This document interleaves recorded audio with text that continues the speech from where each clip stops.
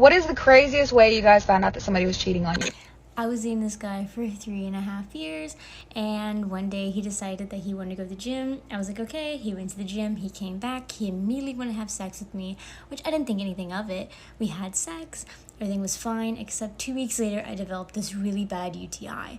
So I went to the doctor, they told me, okay, take this medication, it seems like it's a UTI.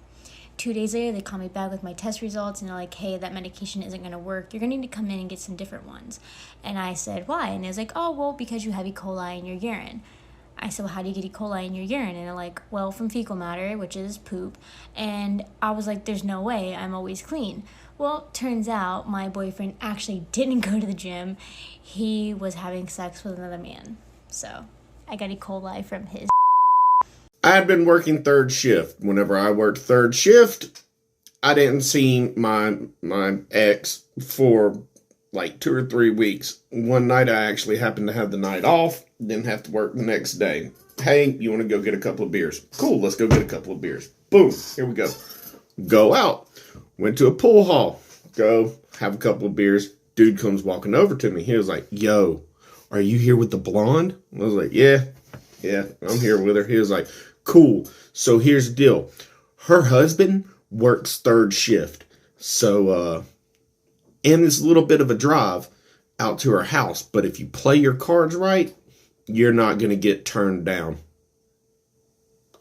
I said, what? He then proceeded to describe to me what my bedroom looked like. My ex came home late and I was like, where have you been? And he holds up his drink and he's like, oh, I just went to go grab some Starbucks really quick. And I was like, okay, why wouldn't you get me any, right?